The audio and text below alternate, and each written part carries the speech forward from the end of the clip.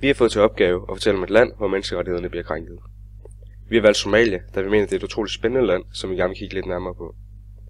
Vi vil i vores video komme igennem en tidslinje over hovedpointer om Somalia, en redegørelse for landets demokratiske situation, og derudover vil vi også gerne fortælle om, hvordan landet overtræder menneskerettighederne i forhold til FN's verdenserklæringsartikler.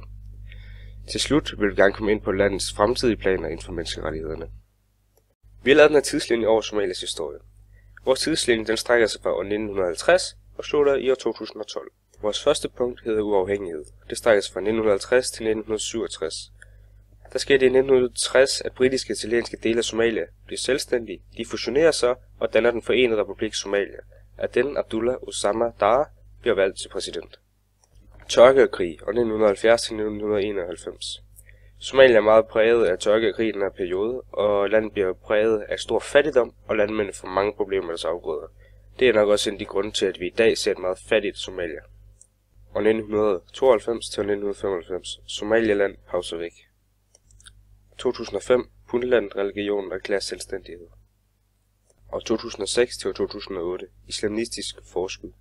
Al-Shabaab højdepunktet. Og 2009 til 2011. Kenyansk indgribelse. Og 2011. Vi slutter af i år 2012, hvor der kommer et nyt parlament og en ny præsident. Vi har taget Freedom Houses rangering af Somalia som land i forhold til friheder og borgernes rettigheder, og så har vi sat den i et diagram for den seneste årrække i løbet af de sidste 17 år, så man kan se udviklingen. Og som man kan se, så er 7 det er så det dårligste, og 1 det er så det bedste, og det ses tydeligt, at der ikke er sket det store i løbet af de her 17 år.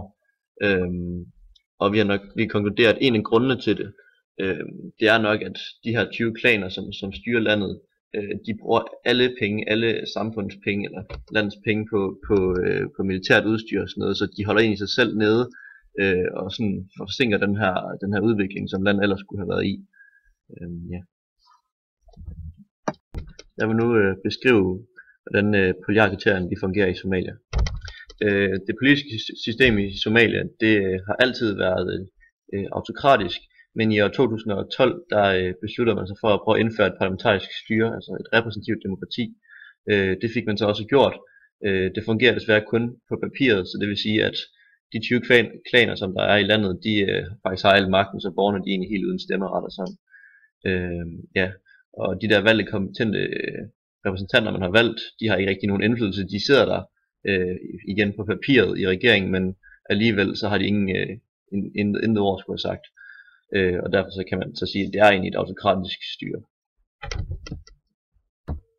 I Somalia der fungerer det sådan, at igen på papiret der har alle faktisk valgret, men det er faktisk bare sådan, at de 20 klaner, det er bare dem, der har mest magt, der så udvælger en repræsentant, som så skal være diktatoren i landet, som så styrer det hele. Og specielt kvinder, de er totalt undertrykt, og de bliver stenet, og ved tyveri, der risikerer man afskæring af hånden og sådan. Og desuden så igen, så som udgangspunkt, så er der ytringsfrihed, men altså, man risikerer at blive slået ihjel for at sige noget forkert. For eksempel nogle kristne, de bliver forfulgt, hvis det er, at de ytrer deres trosretning. Og den største klan i Somalia, den hedder Al-Shabaab, og den styrer stort set alt, og den er tilknyttet Al-Qaida. Og den har hånden, eller sidste finger på alt det, der har med informationskilder at gøre, så det vil sige, at det er meget manipulerende, hvad det er, borgerne de får oplyst. Det er det, Al-Shabaab gerne vil have, at borgerne skal vide, som kommer ud til de enkelte. Man har faktisk mulighed for forsamling og foreningsfrihed, men de fleste de undlader nok at gøre det på grund af den risiko, der ligger i det, f.eks. som kristen, og mødes og drøfte sin trosretning. For eksempel for den største gruppe Al-Shabaab, de dræber alt der rører på sig, der ikke er en muslimsk trosretning. Og desuden så er der sådan, at man faktisk godt må gå på gaden eller offentlige veje, så længe der man ikke har et håndvåben med. Og det er jo lidt sådan paradoksalt, når de selv går rundt med militært udstyr og sådan noget hele tiden. Politisk situation i Mellemøsten og Nordafrika. Den dårlige infrastruktur gør det svært at komme frem og levere føde til tørkeramte områder i Somalia. Og lastvognen bliver blandt andet tilbageholdt med føde i udsatte områder på grund af, at de er bange for, at Al-Shabaab vil plyndre det til deres eget forbrug. Og militær indgreb, det er svært, da infrastrukturen er næsten ikke eksisterende. Og så i Somalia er der ingen frie og retfærdige valg, Det er alene Ævel Suklanen Haji, der har oprettet sin egen sharia-domstol inden for det Haji-kontrollerede område. Og sharia-domstolen, det er en domstol, der er præget af islam, og Al-Shabaab, de vil gerne have, at sharia-domstolene, de slår hårdere ned mod lovovertrædelser. Og som vores ekspert, Holger Berndt Hansen, som er professor i afrikansk samfundsvidenskab, udtaler sig om, så er Somalia muligheder for at kunne fungere, men er hæmmet af kampene og Al-Shabaabs tilstedeværelse. Vi har fundet 3 FN-artikler, hvor at rettighederne i Somalia bliver brudt. Ifølge FN's artikel 8 har enhver ret til, at de nationale domstole ikke krænker de fundamentale rettigheder. I Somalia er der i alt 11 domstole i hovedstaden Mogadishu, som har slået sig sammen. Domstolene har deres egne milisgrupper, som gør USA til en stærk bevægelse, der har stor indflydelse i landet de senere år.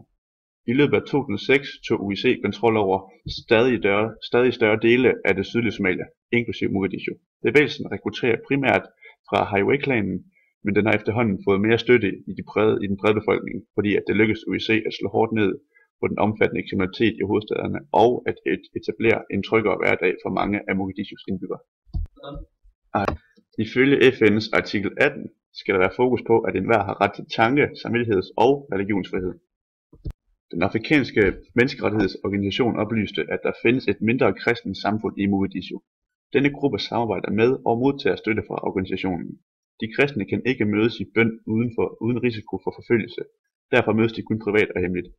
Indtil at sharia-domstolen kom i 1993, kunne de kristne derimod godt mødes offentligt og praktisere deres religion uden større problemer.